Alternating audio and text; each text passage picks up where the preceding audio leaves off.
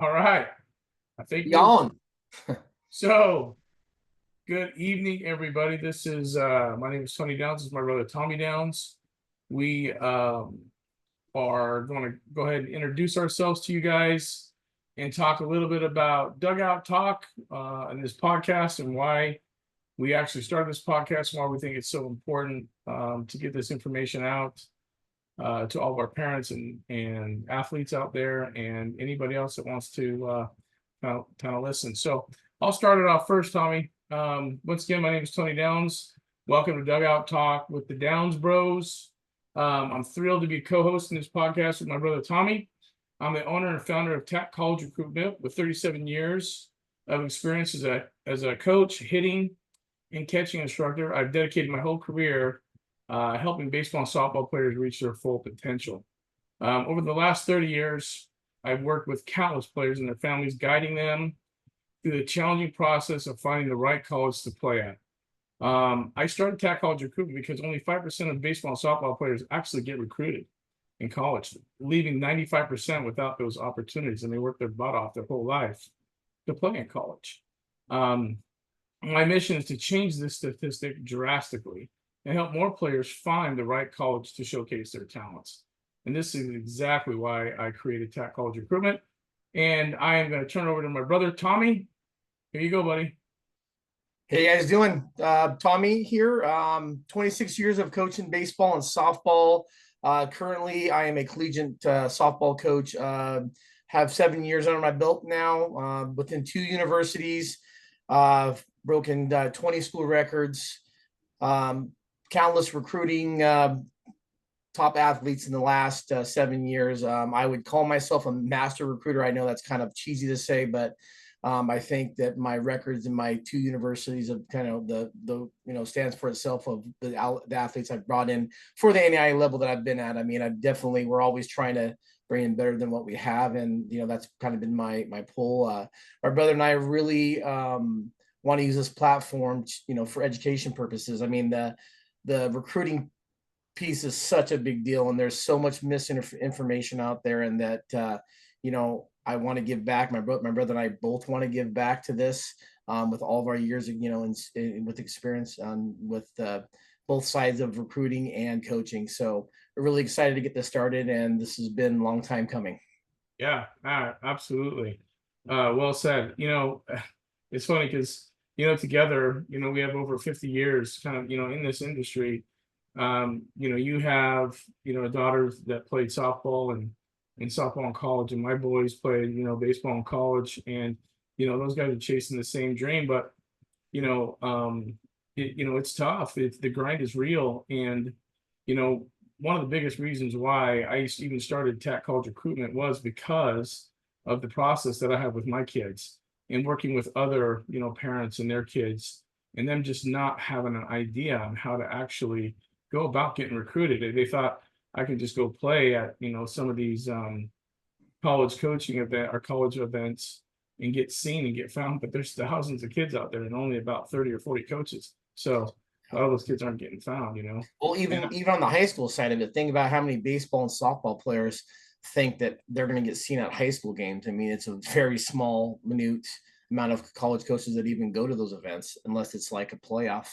I mean, it's such a difficult task. People think that, they're going to be seen, and realistically, there's a lot of different avenues you have to take to get, in front of college coaches, unfortunately. Yeah. Yes. Take those statistics are real. Let's just say 10% of 10 players on the team, that's the starting 9 plus 1. Only one's going to college. Yeah. And those are facts, hard facts. And we'll get into that real quick because I want to talk to you about more of the college recruiting aspect, kind of what you're looking for, and kind of go into the kind of intricate part of that, because I think it's important. I think it's important we talk about this on the first part of our podcast here together. But I just want to say that we're dedicated to bringing the audience the insights they crave from the esteemed voices in baseball and softball community. This podcast, we're going to share our insights, experiences, professional opinions, strategies to help players and families navigate the world of college recruiting and what it takes to play at the next level. and we're gonna interview, coaches and hopefully some professional coaches and athletes and some Hall of Famers, on, hopefully both sides of the ball, um, and some other notable figures. We aim to ask other questions that resonate with most players and parents alike. Our goal is to provide invaluable perspectives and advice that inspire and inform our listeners, our parents and our players. And stay tuned as we, elevate conversations, develop deeper into the world of baseball and softball with our guests. And we're currently trying to put together that guest list. We have a long one. I mean, we have several people that we're going to interview, and hopefully we can get this podcast out each week and have different guests each week to kind of talk about what we're going to talk about tonight a little bit, and that's the recruiting process, playing at the next level. What our coaches look at in a player that's so vital that a lot of these kids are misinformed, and I'm going to turn that over to you, Tommy. So let me ask you a question. Okay. When you go to a softball field, whether it's a tournament, a college showcase, whatever it is, and you walk up to the field, as you're walking up to the field, because you and I have had several conversations about this, what are some of your turnoffs? What really frustrates you as a coach? Well, a few that stand out immediately when I walk up to the field is a lot of times I see kids that they're not focused, they're not there for softball, and that's a first turnoff to where I'm not going to buy into that. I don't want to invest my money into somebody that's not going to be focused and try to be prepared for the game. Like pre-game, if I see people on their phones, I shake my head and I'm like, are you really in on this? I mean, you have college coaches that want to buy your future basically, and you're showing very little interest in your game, and it's truly tough to see.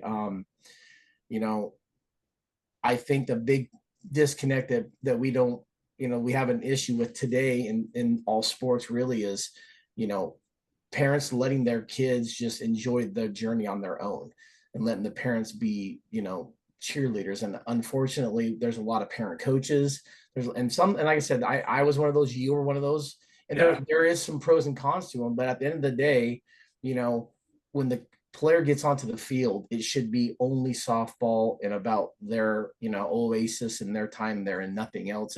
Or baseball. Yeah, or baseball. And I often see parents still connecting, bringing them food, bringing them water during the games, when I see that as a college coach, I'm thinking, are they prepared on their own?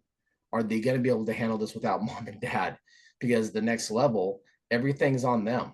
And they could be thousands of miles away, right? Yeah. I mean, the preparation and, preparing for, 2 games, whatever it is a big deal, and again, I know at the next level, there's a lot of those things provided, but still there just is not that contact. And then I don't see enough withdrawal, and I get it. As a parent, I totally get it. It's just a turnoff for coaches because nobody wants to deal with parents, any issues. Nobody wants that. They don't have time for it. Yeah, that's a great point, and I kind of want to touch on that as well, because I tried to be that dad. My wife is on me about that. I just wanted to be the guy that sits in the stands and watches my kids play, but with all my knowledge and all the years with my experience, I had to be on the field with my kids, and it wasn't just my kids; it was everybody else's kids, and almost to a fault that I actually coached. I was coaching these kids and wasn't given enough time of my own. 100%. But there's a fine line there, and as coaches, whether you're coaching your kid, you all know out there, it's tough. It is tough to coach your own kid. Every time I've ever coached my kids, it was, you answer to the other coach. You don't answer to me during the game, because, again, I didn't want the attitude, because I know when they're, pouting or pissed off or whatever. So I wasn't going to take it. You know what I mean? So it was just better that way. That way there was no favoritism. I don't believe in that. Yeah. That's my kids. I was tough on them. I know you absolutely were. My kids actually had to play harder and earn it more than the other kid. I straight up sit them on the bench. I didn't play that game, and neither did you. But again, a lot of parents, coaches, they don't do that, and that's why they call it, travel ball, daddy ball, whatever. Daddy ball. Yeah. Yeah, Yeah. that's tough. But you parents that are listening out there, listen exactly what Coach Downs is saying here because it's true. I mean, you gotta let go. You gotta let your kids make mistakes. And you know what? Mistakes are okay. We look at those mistakes and it's okay. It doesn't bother us when they make errors and things like that. We know that this isn't where they're going to be at the next level. Well, Tony, yeah, now that you brought that up, I want to touch on that real quick. One of the things that I'm looking at, especially when I come to the field, one of the biggest things I'm focusing on is I want to see people after they've failed. I want to see what they're doing, how they react to it, what they do, because that's going to tell me what kind of athlete I'm dealing with. Because if you can't flush and move on to the next play, it's going to affect it. And then you're just going to go down the rabbit hole and then you're eventually getting pulled out. And that's just, I'm looking for that control of, hey, can I take 10 seconds to go? I did this. Okay, I'm moving forward. And that's a big deal. That's exactly what I'm looking for. Yeah. So I mean, that's a good point. Let's say you go out to a field. How often do you see that? How often do you see these kids fail and they can't let it go? And Yeah, then I mean, I often see with that, I'll see kids shake their head or put their head down, or they'll walk off the field, or they'll walk, into a certain area. I'm just like, it, high school coaches, travel ball coaches, parents should be saying this behavior just cannot happen. And again, some of it's just being young and not fighting through their emotions. And it's hard to fight that, but or it also sells. your coaching staff doesn't hold you accountable, Yeah, right? that too. And Absolutely. I mean, I honestly I can't tell you how many times you and I have been to the field and we were watching a young player, whether it was baseball or softball throughout the years, and they make an error and they can't shake it, and then they walk off the field, or they don't hustle off the field, or Yeah. they strike out and they turn, their head goes down and they start walking. And I'm just like, we've walked away. And these are athletes that you were high on. You even had conversations with. Or reached out to me and I came out to watch and I'm Yeah. like, that's what you're showing me. And it's hard. And you wrote It's them hard. off. You might only get that one opportunity and you just wasted it. It's You gone. wrote them off. Yeah. And it Absolutely. sucks. I feel bad, but I mean, Yeah. nobody has time for that. Nobody has time. Yeah. I mean, they just, again, you guys, you parents and athletes out there, if you're listening to this, it's you, that one thing that you can control is your attitude. One thing you can't control is, what you do next. And your coaches can't, they can be on you and they can hold you accountable, but it's up to you. And showing physical emotions a big no-no. If you want to play at the next level and you want that starting spot, you can't do that because Yeah. you're going to strike out. You're going to get out. I mean, this is the most fallible sport in all sports. So we know you're going to get out. Yeah. I mean, what other sports do you can go 3 for 10 and still be a stud? You go 3 for 10 in basketball shooting, you ain't playing. Yeah. That's just life. Yeah. How about you go over 5 with 4 strikeouts, but yet you hit a bomb to win the game? Yeah. I You mean, forget about those 4 strikeouts. yeah. I forgot about them already. Yeah. You know what I mean? So yeah, it's again, physical emotion just can't happen. So, you athletes out there, you gotta listen to Coach Downs and what he's saying. And, I'm going to bring something else up that kind of bothers me when I'm walking out there with you or another coach and we're out there recruiting. But when I see parents, carrying their players' bags or their son or daughter's bags, and they're doing this, and their kids are on the phone walking into the dugout, man, I lose it. I'm just like, okay, keep walking. That kid could have been 6'4", 200 pounds and hits 500-foot bombs, but that's a big turnoff for me, man, because that's the kind of character that you're getting. That's the kind of person that you're going to get.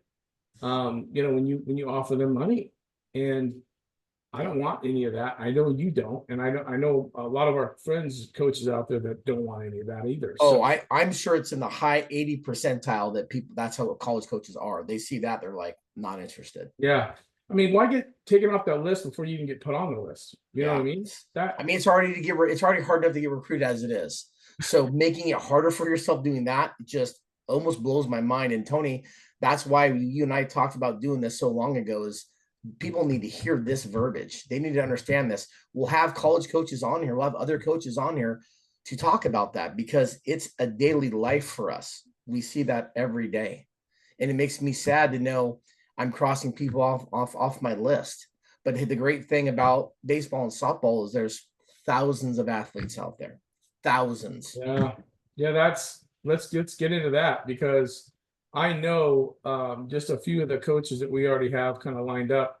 They're gonna the stories. I can't wait for the stories. I can't wait for their perspective and them sharing. These guys sharing all that information, and that's just not you and I talking like we're all be whatever for this thing. It's not about you and I. It's reality. And so I'm excited to have these guys share that. But let's get into real quick to the this travel ball era and these kids playing at these tournaments where they're supposed to be out there for a college showcase, and these coaches are want to win at all costs, when really you're not there. It's not the win, it's actually getting these kids seen, getting them some field time and talking to the coaches, and then getting them to the next level. That's their job. Their job is to get them on the field and get them exposure. Yeah, Tony. I mean, you and I have talked about this, but a few stories I'd love to share about that is I've actually had players say, "Hey, I'm at this tournament. I'm gonna beat the starting pitcher, first game on this day." I'm like, great. I'm gonna come out and see you. I go out there, they're not playing. And it's not the kid's fault. And I'm like, this is a showcase. Yeah, this is a showcase. Nobody's winning anything. This is a showcase. So I'm like, I'm here. Your coach knows I'm here to see you play, and you're not playing. Yeah. Or you're only in for one inning. And I'm like, that's tough. I mean, that's tough. So yeah, because you've actually scheduled your whole day. Let's talk about that real quick. You're out there. Let's say we're at a college showcase. We know that there's hundreds of teams out there, thousands of kids, right? And you have a list before you go out to that tournament. And you've already scheduled your times, your fields. You're out there. You're not out there for 45 minutes on each field, are you? No. I'm moving and grooving like crazy. The whole time, right? And matter of fact, usually my schedule is so packed that I'm going to miss people just because I don't have the time. So in reality, anybody that stops me, anybody that makes me bite, it's going to change a lot of that schedule. So there's pros and cons to it. But again, like we talk about all the time, you might only get one opportunity. So if you get it. Yeah. I mean, that's even a tough fight. That's a tough fight. Yeah. You and I recently were walking by a field that we were not even talking to anybody on either field. And we just happened to see somebody pregame warming up. And we were like, what is this? And we were already heading over to go see somebody else play. So what did we do? We had to stop and we had to watch. Fortunately for me, is I ended up recruiting her just on the pregame. Hey, let's talk about that though. Because when we were walking by, this is so funny. Here we are looking at all these kids, all these teams. We're having. We had three players on one field to go see. Yeah. So we were hustling over there. Yeah. And all of a sudden, Tommy's walking ahead of me, and I stopped, and I was like, "Did I just see this freaking missile go by on the diamond?" And I was like, "T, get over here. Check this out." And I look, and she's playing third base. She fields a ball. This is a pregame. This is between innings. And then just throws missiles across the diamond. Haven't seen her hit. Haven't seen her anything else. Nothing. Just her arm. Yeah. And I'm like, dude, we got to go down there. We got to go talk to the coach. Well, the coach was her dad, actually. Yeah, we didn't know that until after about halfway through our conversation. Yeah, we didn't know that until halfway through. He didn't divulge that at all. He waited until I said, well, who's her mom and dad? And he was like, well, actually, I'm her dad. Yeah. Then we ended up seeing her in like Vegas, right? Yeah, then we saw her again. Yeah. And then it just kind of, it was it. Again, but good luck, but it helped. Hadn't we seen what we saw? And that's another conversation we'll have later about just what we see, just recruiting on just a fluke like that. It happens. It absolutely happens. That's why we always say when you're on the field, you have every opportunity to show off, and you show off, right? We're not talking about take the hot dog out of your pocket and stuff like that. We're talking about show off the cannon. Yeah. If you throw the ball over their head, you throw it over their head, that shows arm strength. You throw it below their feet or below their knees, that is a show arm strength. So I'd rather see arm strength all day and twice on Sunday. And I know you would too. Sure. How many camps have we been at where we've told the athletes, hey, you might only get one opportunity. So when you step on this field, everything you do has got to be 100%, and you have to risk for the reward. You have to show your skills. Walking in a tournament does nothing for college coaches. How about You know, how about letting a ball drop right in front of you at a college showcase? it's tough, man. It's tough. It's tough. I'm like, I mean, it's tough, and that's why I always instill with these campers that we get when we go to these camps. Hey, you guys have got to sell out. You got to. I don't care if you throw that thing over the backstop. You just throw that dang thing hard. Show something. Show. make me want to turn back around and have a conversation with you. I mean, and I would ask parents and players this right now. This would be my thing. If you were a coach, what would draw your eye? It's going to be the one that never stops running, talking, and is just high motor constantly. That sells. Hustling off and on the field sells. How many times have we talked every day? Yeah, how many times have we talked to parents, and they're giving their kid's resume to us or whatever, and they're hitting 450 and they're blah blah blah, but yet they're still not signed and they're a senior in like June, and we're like, how did they not sign? Well, guess what? They just fell under the radar. There's thousands and thousands of kids. Just because your coach puts you on the field. Yeah. Just because your coach puts you on the field doesn't mean you're going to get recruited. No. I mean, I probably have talked to 10 players in the last 2 weeks, and they're trying to go to college this fall, and they have less than a month. That's another podcast on its own. Yeah, it's nuts. We could spend a good hour literally talking about that, and it's not the player's fault, and that's what hurts our hearts. And that's honestly, man, that's exactly why we're putting this podcast together and trying to get so much information out to these players and parents so they don't have that struggle, so they can find that school that fits them. Let's be honest, there's over 1,700 softball colleges, 1,700 baseball colleges out there, and there's a college for everybody. But how many of those college coaches get to actually have a budget to go travel and find these kids? Yeah, that's another issue. Yeah, there's another issue. Yeah, I mean, it's minute. How many college coaches do you think? Well, let's just say this: what's the most you've ever seen at a college showcase? You mean college coaches? Yeah. I mean, outside of the Colorado Firecracker and Sparkler, I would say 80, maybe. That's not normal. No, I mean, that's a big tournament, right? That's okay. That's abnormal, right? That's something like a Colorado or something. But your normal college showcases, what do you think that number is?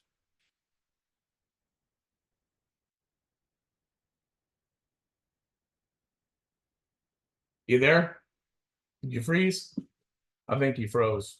You froze. I'm good. I'm clean. How many you think what you on average that you normally see at a college showcase? Just a normal showcase. Yeah, like I would say, between a regular showcase between 20 and 30, just a regular tournament. At 1,700 colleges. Yeah. And then you guys wonder why. You wonder why you're not getting found. Well, how about just a local mom and dad's tournament, just a small tournament, local tournament.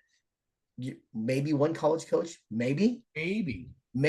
How many times have we been out to, like, say, Tempe or Mesa or something like that, and we've been out there and we were the only two people walking around? He froze again. Anyway, but I mean, it happens all the time. So we got to get that. We got to help. We got to change that number. I mean, anyway.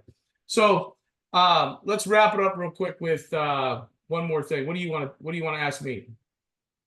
Since I'm asking you questions all night. Yep. So out of all your years of coaching, what's been the biggest payoff for you getting players to the next level? That's a great question, actually. You know what? It's repetition. It's these kids seeking more than one. Let's just talk about hitting, for instance, right? Every hitting coach has got their own philosophy, right? Yeah. Every hitting coach has got their own philosophy, and you know that my philosophy is foot down, hands back, and let it rip, right? That's it. And the thing is that I'm not going to go in and I'm not going to do surgery on somebody because, I'm trying to change something. I'm going to fine tune them. But what I want them to do is go home and work on that on their own.